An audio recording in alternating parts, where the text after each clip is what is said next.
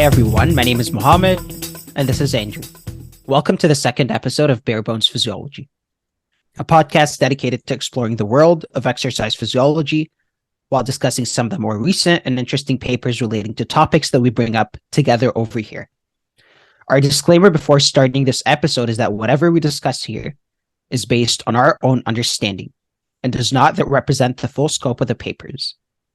Whatever we discuss here is also not associated with our current institution. If you would like to learn more about the papers we discuss here, please check them out in the description section. Now I will pass it on to Andrew to introduce today's topic. Awesome. Thank you, Mohammed. So welcome everybody to our second episode on Bare Bones Physiology. Exciting time. Today's topic is a little bit interesting. It sort of relates to my background and where I came from, which is foam rolling and the effects of foam rolling either pre, post exercise, and just the overall effectiveness of what we see within foam rolling within the literature. And some people might be wondering, like, why foam rolling? Why did I choose foam rolling as a topic?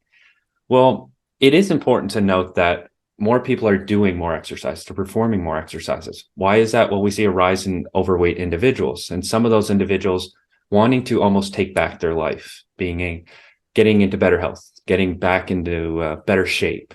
So with that being said, the demand for exercise equipment has risen. So I pulled up some stats. I don't want to get too much and dive too deep into the stats, but these were pretty glaring numbers. So in 2002, so the previous year, the estimated global market for foam rolling was around 320 million US dollars. So that is quite a bit of money for just a $15 piece of foam, right? So that's why there is significance to it. And future projections, so 6 years from now in 2028, the foam rolling industry is projected to have a global market valued at roughly $590 million US, that is US. So definitely a significant jump within the next 6 years. So that's why I think foam rolling does hold some significance in the literature, especially recently. In addition to that, like understanding the true effects of foam rolling and the underlying mechanisms with which it actually works and functions, because I think a lot of that has yet to really been sort of identified or really explored within the depth that it deserves. So I feel like this is a good topic for us because we can look at some of the recent literature and what the results have suggested. So before we jump into those recent articles, I wanted to pull up a meta-analysis from 2019. So this is pre the articles that we'll be looking at today. So this will set us the groundwork of what we're going to be looking at. So this meta-analysis was titled "A Meta-Analysis of the Effects of Foam Rolling on Performance and Recovery." Okay, so the aims of this review were to explore whether pre-rolling or post-rolling, so that's pre-exercise before you begin your exercise and then post-exercise. So which one was more effective in improving sprint, jump, strength, flexibility, and muscle pain outcomes? The secondary aim was to assess whether a foam roller or the use of sort of an other device, which is called a roller massage. Okay, so a foam roller, you apply your body weight. A roller massage, I almost think of it like rolling out pizza dough. You're essentially just grabbing two ends and just rolling out your muscles. So which one was more effective in inducing sort of greater performance related outcomes? Okay, so that's sort of the groundwork for which we'll open up this discussion. So I broke it up into charts. So I have the pre-rolling, the post-rolling. So we'll talk pre-rolling first, especially with regard to sprint performance. And I liked this lit review in particular because they looked at sort of future projections on maybe like the percentage of population that would benefit from this. So there were improvements in sprint performance.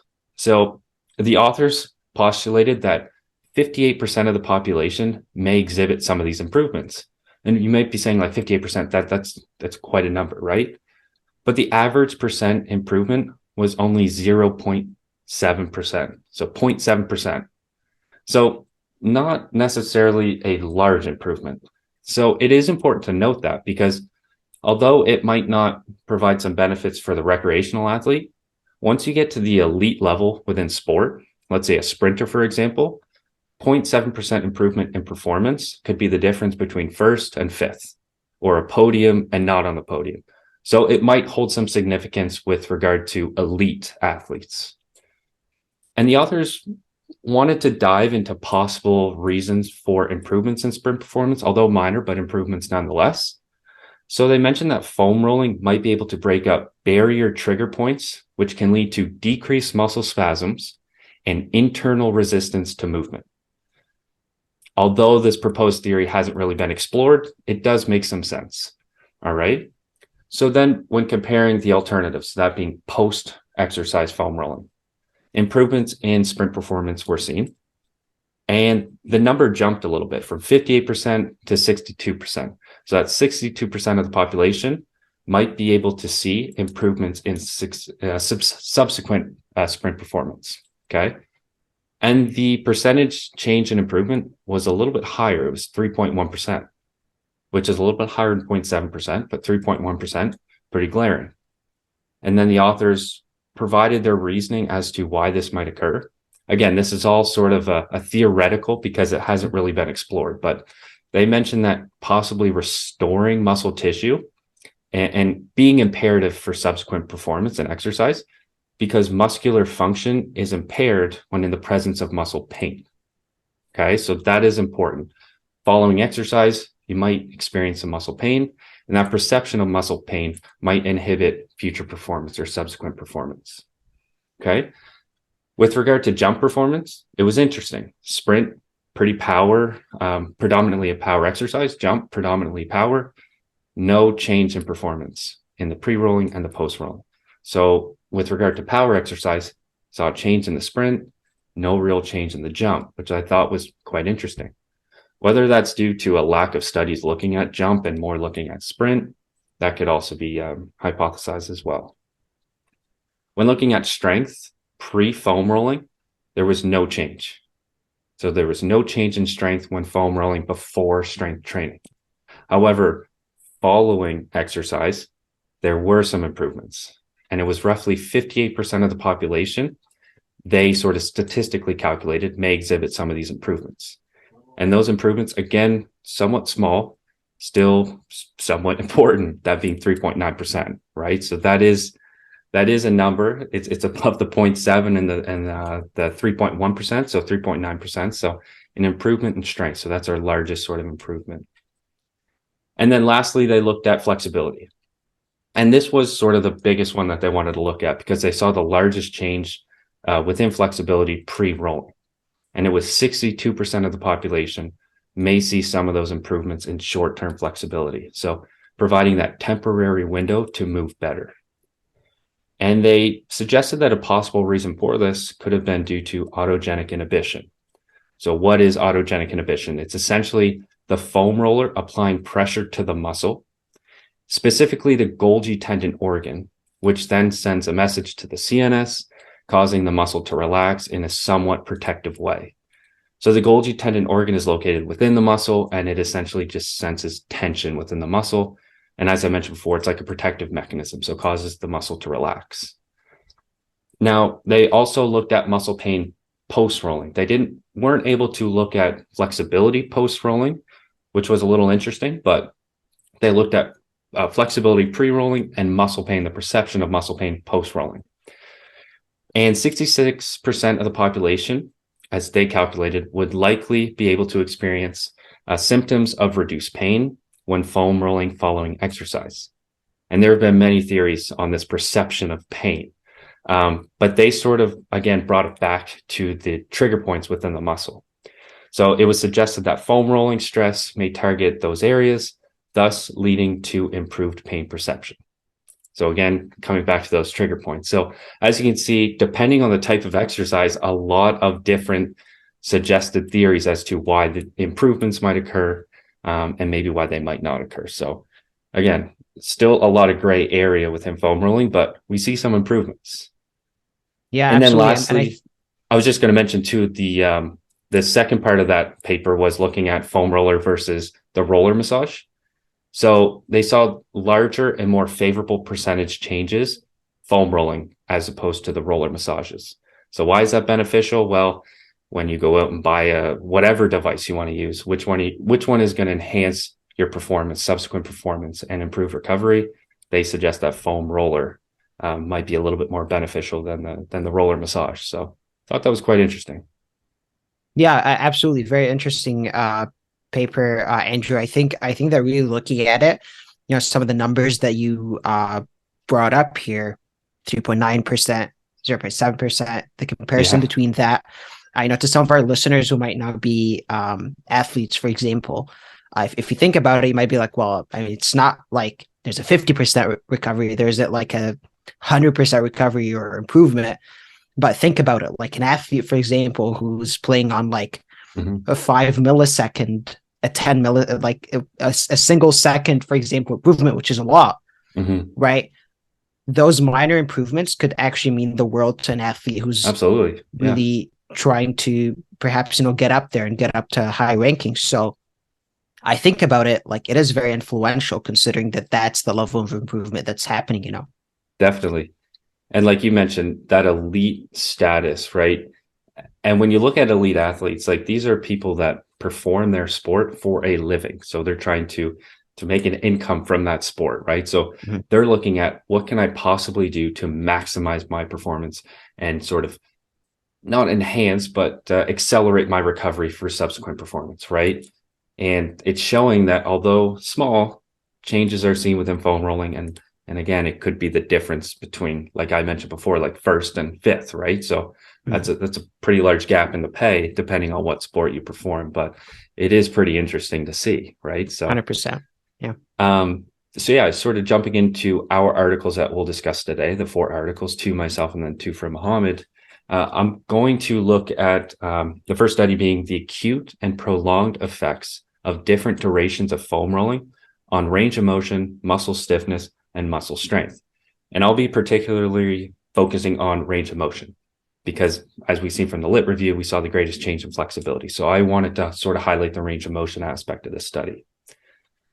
So the aim of this study was to assess the acute and prolonged effect of different durations of foam rolling on range of motion. And the authors hypothesized that longer durations of foam rolling would see greater improvements in range of motion through a dose response relationship. Okay.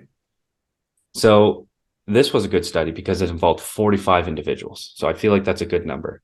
And interesting enough, sedentary, healthy young adults. So not the athletes that we're looking for, but sedentary nonetheless, and a good sample size of 45 people. So it had some particular testing points, obviously pre foam rolling. Then they looked at 2 minutes post foam rolling and 30 minutes post foam rolling. So more of an acute and maybe sort of a little bit longer. I wouldn't say chronic, but long enough to sort of give us that temporary window to see is 30 minutes long enough to see some of those changes. So within this study, the muscle that they were assessing was the gastrocnemius, and their conditions for foam rolling, it was 30 seconds on, 30 seconds off. So the first group performed 30 seconds one time. So they foam rolled one time for 30 seconds. The second group was foam rolling for 30 seconds three times. So it was 30 seconds, rest 30, repeat that three times. And then their final group was 30 seconds by 10. So a bit of a jump, but it gives us that window of sort of prolonged foam rolling that same muscle to see if there are any changes between time. And this one I liked in particular because the method in which they had the subjects foam roll is typically what you see within the gym. And myself speaking, coming from a strength and conditioning background and using foam rolling in practice, when instructing to roll the lower leg, especially the gastrocnemius, this is essentially how we would do it. So it would be performing foam rolling with the leg that you want to roll on the foam roller, and then the non-tested leg over top of it to apply sort of an additive effect of weight to maybe get a little bit deeper within the tissue. So I thought that was pretty interesting that they used sort of a protocol that is pretty standard within a gym setting. So I very much like that. So jumping into the results, the results show that 2 minutes following rolling, both the 30 seconds by 3 and the 30 seconds by 10 saw significant changes compared to just the 30 seconds by 1 group. However, those changes returned to resting levels in all 3 groups 30 minutes post rolling, which was interesting. So all of this foam rolling that we're doing, the additive effect, as they said, sort of that dose response relationship, it sort of returned back to baseline 30 minutes after, although they did see the changes within the 2 minutes. So based on this finding, for specifically the gastrocnemius muscle, for that very small temporary window, the minimum duration of foam rolling required to see significant changes in dorsiflexion range of motion was 90 seconds. So that's 90 seconds per one muscle, right? So you still have to do the other leg. So it's a good chunk of time within sort of a warm up or cool down setting within a gym. And it sort of contradicts other studies investigating other muscles. So this suggests that different muscles may require different prescription with regard to foam rolling durations. So what you do in the lower leg might not be the same as what you do for your pec or your mid back or your lat. So it might not be the same, which I think is so interesting with foam rolling, because all of these different muscles that we have, we can't necessarily prescribe the same time for that muscle. So I thought it was a very interesting paper. I very much enjoyed the paper as well. Again, a lot of it came back to the fact that the foam rolling that they used is what you see within practice, and they're using different durations to see like what is the optimum to see a significant change. Within this study, it would have been cool and definitely for the pro foam rollers to see that 30-minute time point be significant, but for it to return back to baseline at 30 minutes might speak to that window, that very small window that you do see a significant change. But it was an interesting paper nonetheless. So. Oh, very, very, very interesting paper. I mean, you mentioned some of these numbers, like 90 seconds versus 5 seconds. Like I'm quite shocked just listening to the fact that it's like, this muscle you need to do that much, and that other muscle you just need to like 5 seconds. Like, when you try to conceptualize like how long 5 seconds actually are, it's just like, you're not even, right? So it's very interesting in that perspective. And I think that, perhaps we're going to be discussing, of course, more so later on in this episode, but the practicality of it and applying it in real life settings, that I think is some of the very interesting points that could be thought about here. Yeah, because let's just take 90 seconds, for example, for each muscle group.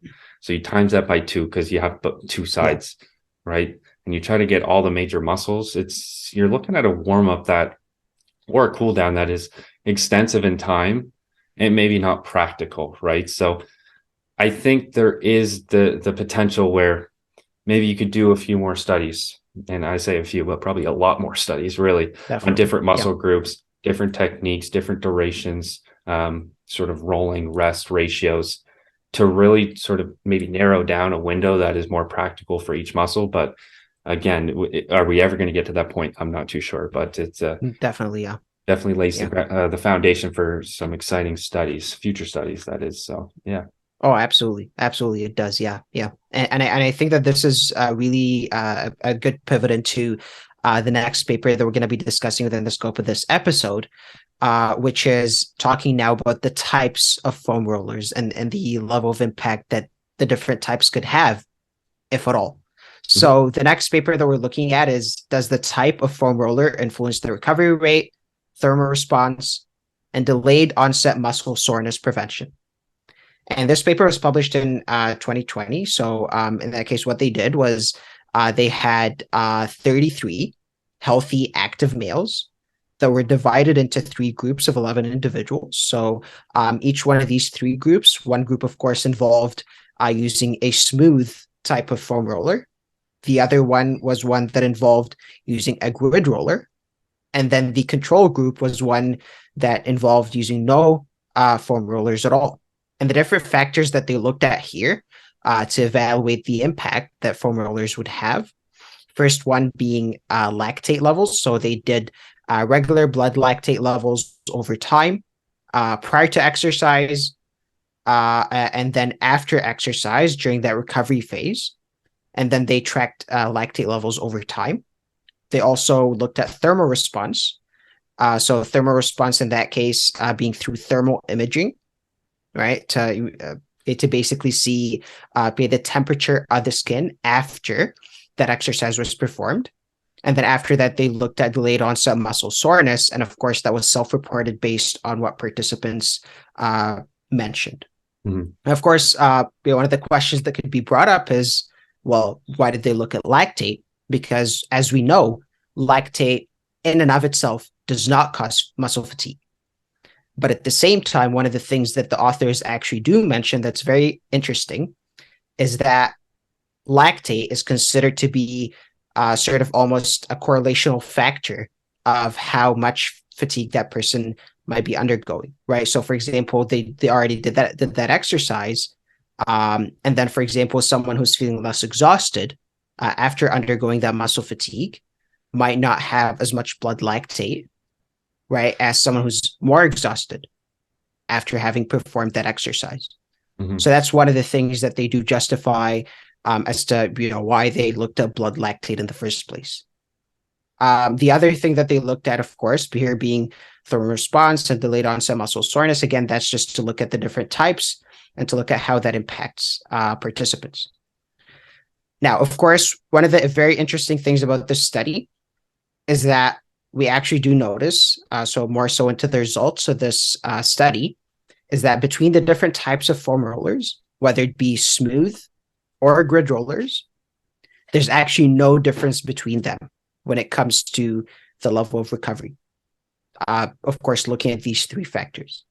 But when we look at foam rolling versus no foam rolling, so if we, for example, take smooth and grid rollers in one basket and the control being no foam rolling in another basket, and we compare them, we're going to notice that there's actually an improvement when it comes to the reduction of these factors. That is less blood lactate over time during recovery, thermal response being reduced, delayed onset muscle soreness being reduced in comparison with the control, which is no foam rolling. So I think that really is very interesting within this context because, well, that means that the type of foam rolling does not matter based on the results of this study. It's just all about, well, do you engage in foam rolling or do you not engage, or do you not engage in foam rolling? Mm-hmm. So that's, of course, very, very cool.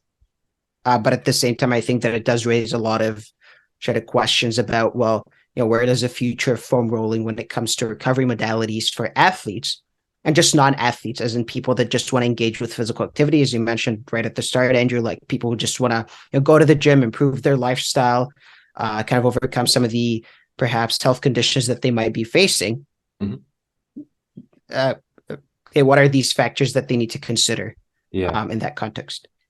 Yeah, and I think the fact that in a gym setting, like understanding the smooth versus the grid, there is a difference between the two, and also how comfortable both are. But seeing no change in those, right?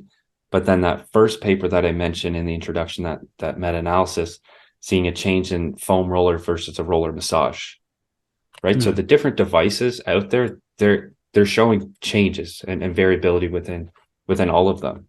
And I can speak again from that practical experience.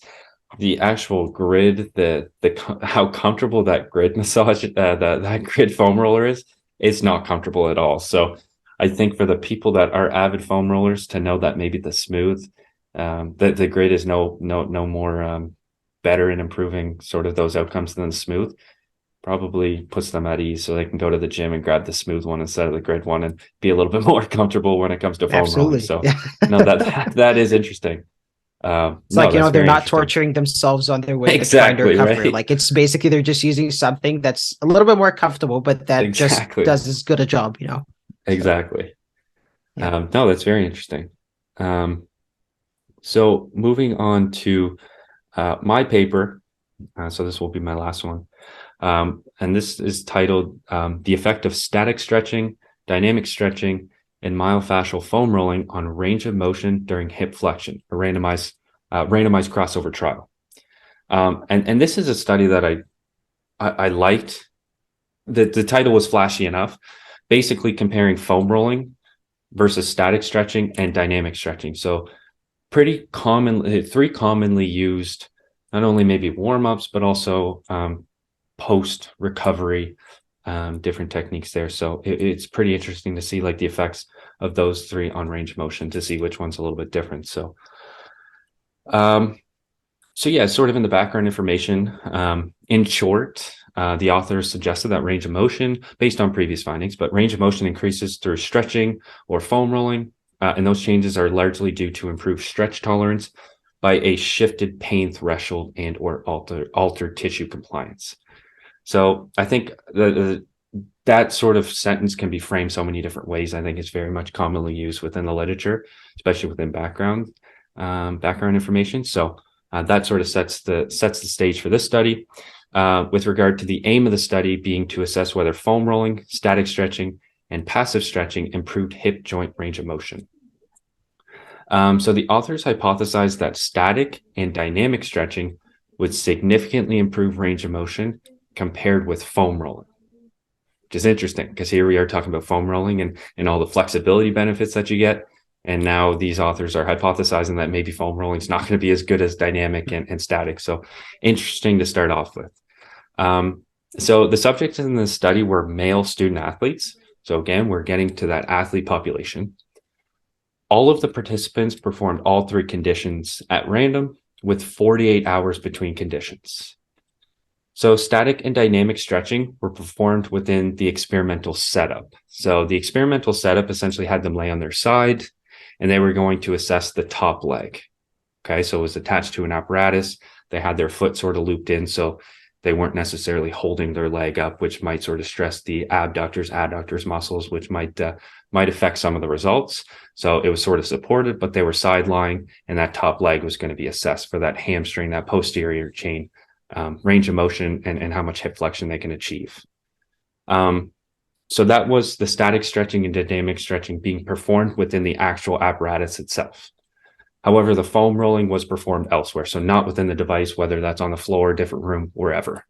However, all of the interventions performed, like the static, dynamic, and foam rolling, there was the same sort of 2 minutes before they actually, I guess 5 minutes, sorry, before they actually jumped into the testing of range of motion. Okay, so all three conditions were performed 3 times.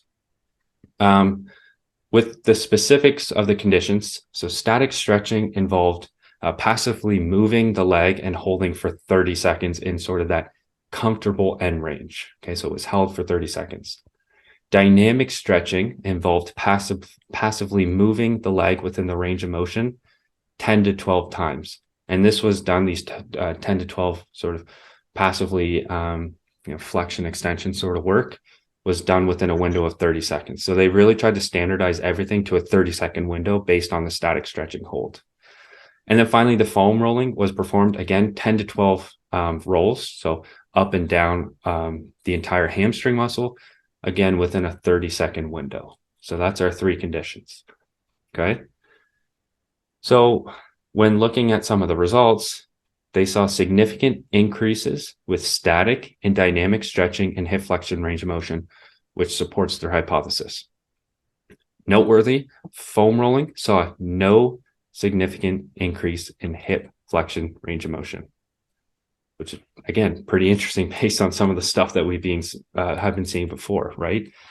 So this may be explained by the differences in tissue property. So static and dynamic stretching stress the tissue longitudinally, okay? Whereas foam rolling stresses the tissue transversely, right? When you sort of get on the foam roller, you're not actually stretching the muscle longitudinally. You're almost like squishing it, flattening it out a little bit, right? So that might explain why you're not seeing a change in longitudinal length. However, because there is no conclusive mechanistic reason for foam rolling and its effects, all of these sort of theorized reasons for these results, they're only theory-based, right? They haven't really been investigated fully, which hopefully someday they are, because it is pretty interesting, especially that sort of reasoning as to maybe why foam rolling doesn't see a change, but this two stretching conditions do, that longitudinal versus flattening out, I guess you could say.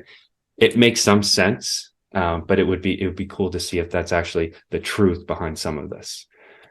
Within the study itself, I saw a few issues within the study, and I'm coming at this more from sort of the practical side of things. So the first study that I mentioned, I really liked that the way they had the participants foam roll.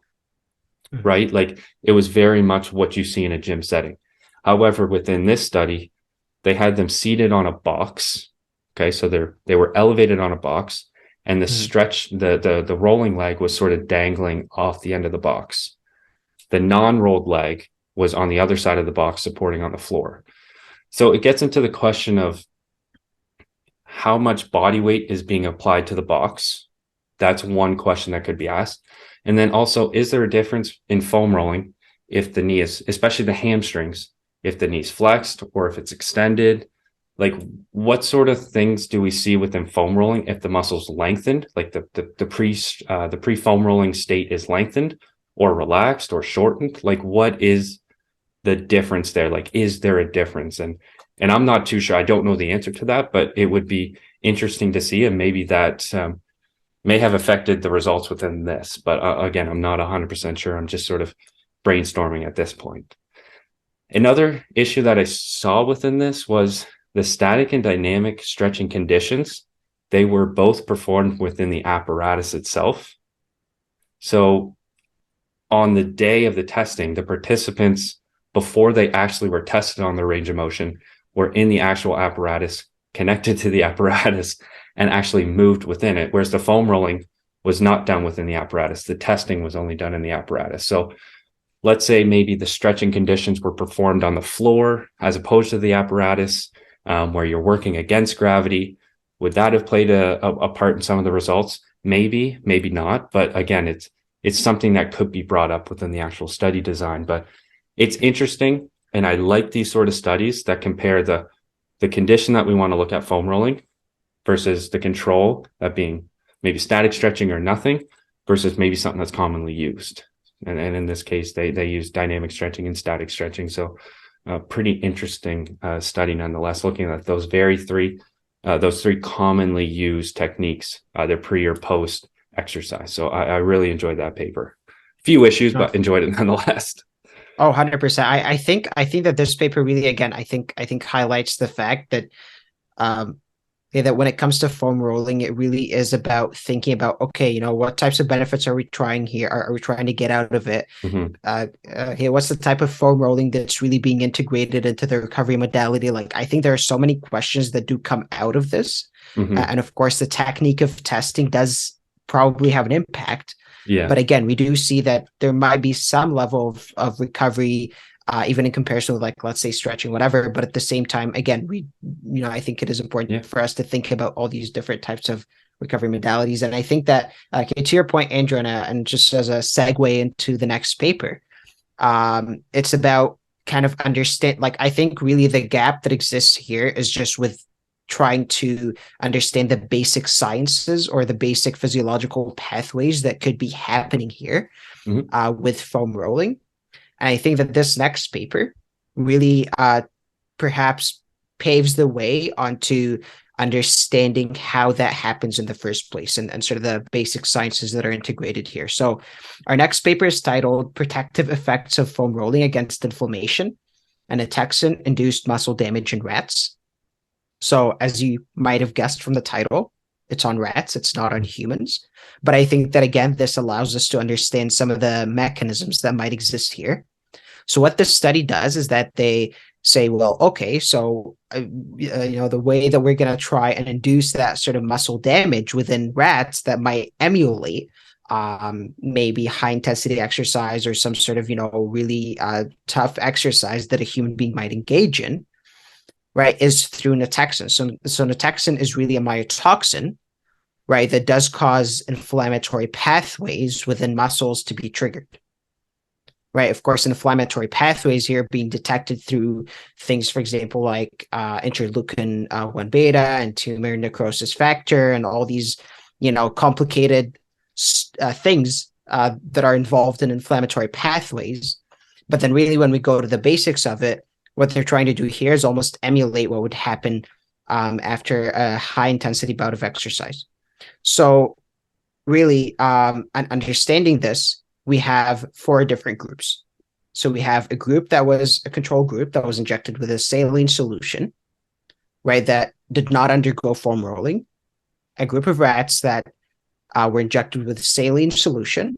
Of course, that being the control placebo solution here, that were exposed to foam rolling, a group that was injected with nitexin that was not exposed to foam rolling, and a group that was injected with nitexin that was exposed to foam rolling. Right. So just thinking about it and just looking at the results that this paper discusses here, I think it's very noteworthy to look at the fact that when we compare, in particular, the group that was injected with nitexin that was not exposed to foam rolling and the group that was injected with nitexin but was exposed to foam rolling, these inflammatory pathways and those that were exposed to foam rolling actually are reduced, and reduced even to levels that are close to the controls, right? And that are, of course, close to the controls that were also exposed to foam rolling. And one of the things also that are very interesting here is that this paper not only looked at pro-inflammatory proteins like interleukin 1 beta and tumor necrosis factor and all these types of pro-inflammatory proteins, but what they also did is that they had functional tests that were done on these rats. So they had they had a beam test that was done on the rats, and they had to walk over a beam and sort of count the foot faults as a part of the data here. And they also had the rats do a grip test. Very interesting, right? Of course, the mechanism of doing that, of course, that's something that's explained further in the paper itself. But again, they had him do a grip test.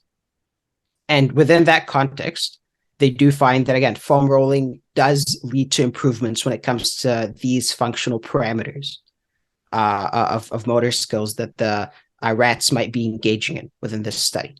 So I think that this study, what's really great about it is that it not only looks at the physiological pathways in terms of inflammation in particular, which we do find improvements in, but I think that it also looks at the functional parameters. And I think that this really goes along with some of the previous papers that we've discussed in here since the start of the episode. This kind of goes along with it.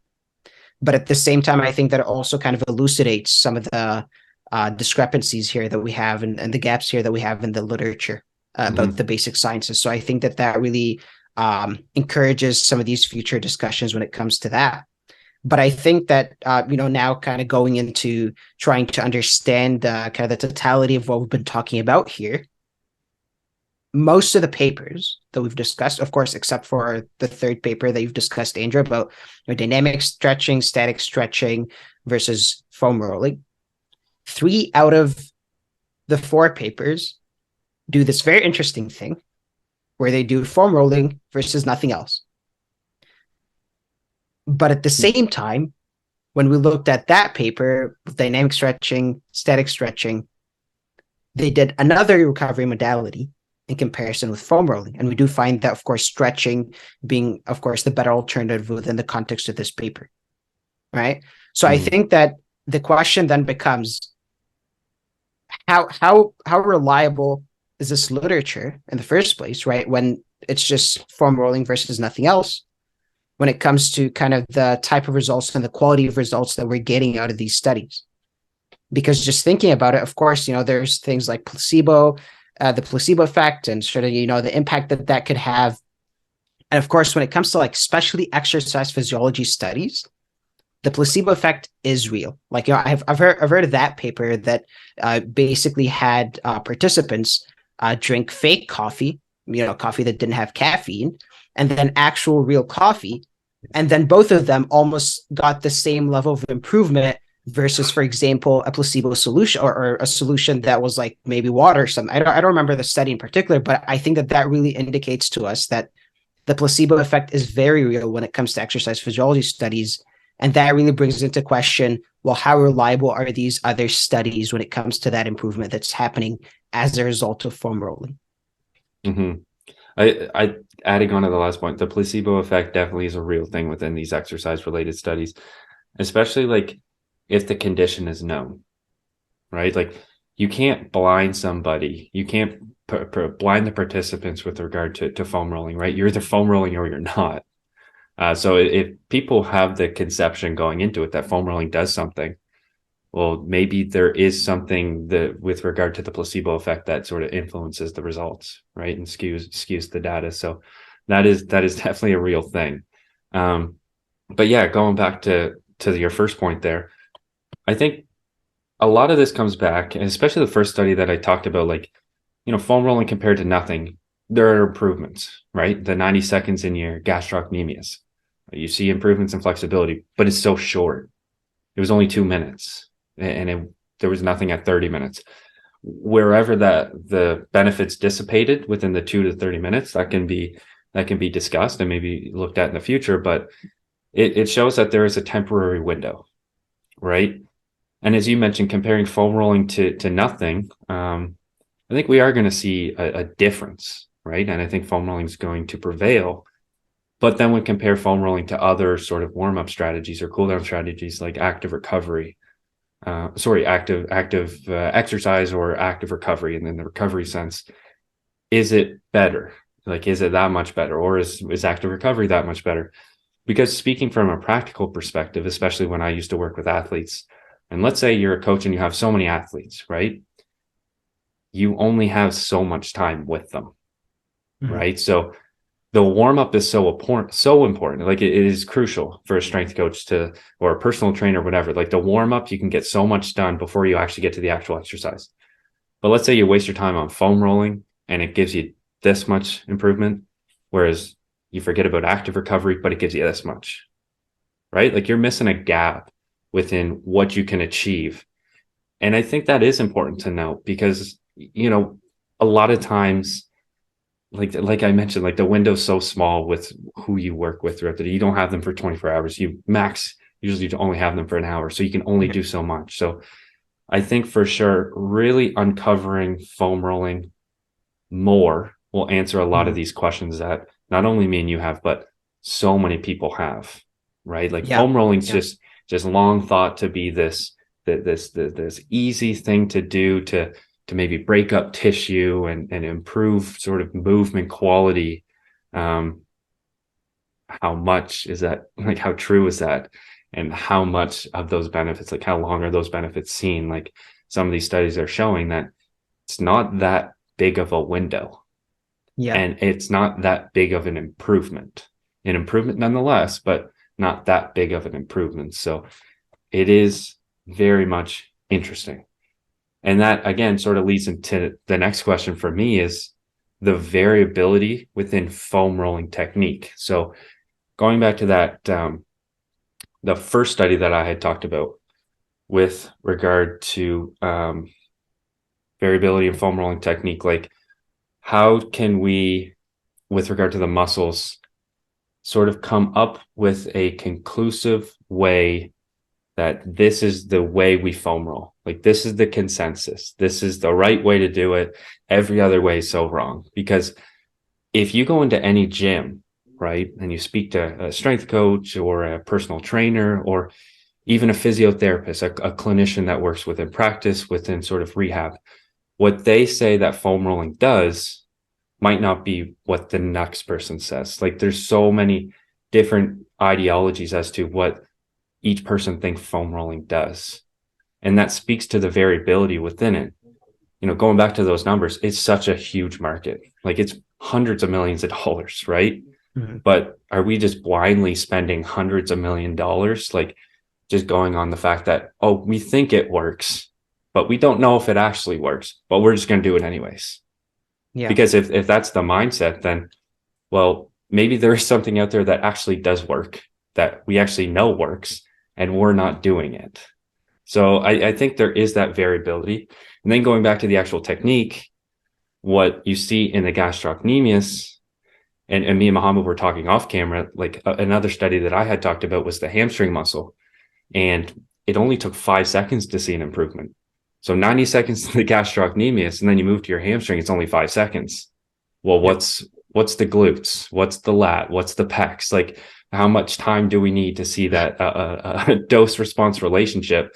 Nobody knows, right? So it definitely speaks to the body of literature that is so much gray area. So much gray area, but it's exciting. And I have to say, like, a very interesting point that you mentioned here is the fact that, people just might have these different ideologies almost about the treatment or recovery modalities that exist out there. And I think that this like really made me think about the fact that within just the field of exercise physiology and athletic therapy, there's so many things that exist out there that don't necessarily improve one's performance or improve one's recovery to the degree that one would expect it to, Mhm. but that everyone's swearing by and everyone is like, oh yeah, this is the absolute greatest thing that could, absolutely lead to recovery. And unfortunately, I don't know what it is, but with exercise physiology and just exercise in general, people just seem to be very attached to these like things that are quite frankly, of course, I'm not saying that about foam rolling, but I'm saying that about other things that also Yeah. exist out there that might be just frankly speaking pseudoscience. So Mhm. it just really brings the question of like, well, how far can we take this, right? Because at the end of the day, if we don't use these evidence-based approaches to really flushing out these treatment modalities, really trying to see whether or not there's true recovery, and if there is recovery, then is it to the degree that we can actually implement it into exercise programs and in the general population. I think that that's really what we need to think about further and try to advocate for a little bit Mhm. more within exercise physiology and just athletic therapy in general. Yeah, and again, it comes down to weeding out like what works, what doesn't. And I like hearing sort of the globally known exercise physiology researchers because they all, especially within humans, because they always talk about the condition that we want to look at versus the control. But I think foam rolling's one where it's like maybe we need something else that's commonly used to really Yeah. see the difference, right? So Right. it Yeah. is very interesting, and I know we bring up all these points, like we're bringing up all these points, we're questioning foam rolling, maybe the effectiveness of it, how much is yet to be uncovered, but in reality, I think this is a good discussion to have because it speaks to the demand that foam rolling has. Like more people are going out and buying foam rolling. Well, they're not just buying it for nothing. They're Mm-hmm. buying it because they're probably sore from the Mm-hmm. exercise that they just did. Right. So this is a good discussion to have. And these Yeah. are good studies to do because it's showing that there is a demand for foam rolling. And I personally, and I'll speak for myself, but if you don't exercise or you don't induce any sort of muscle adaptation or any soreness, I don't see why you would go out and buy a foam roller. Typically people going out buying these foam rollers are people that maybe exercise or Mm-hmm. do some sort of exercise, right? Some sort of a daily activity that will better their health. So I think all of this is really productive and is really interesting because again, it provides us sort of that window of, hey, like this is the time to do it now because it's going to only gain in popularity because more and more people are going to be exercising, and that's a good problem to have. Like that is a really good problem to Exactly. have. So Yeah. Yeah. so yeah, I think this is a really cool topic for sure. No, absolutely. So yeah, I guess with that concludes our second episode of Bare Bones Physiology. As Mohammed mentioned, all the titles to the papers and the links will be in the description below. We appreciate you guys tuning in and check us in on the next podcast with Mohammed's topic. Take care. Thank you all. Thanks for listening.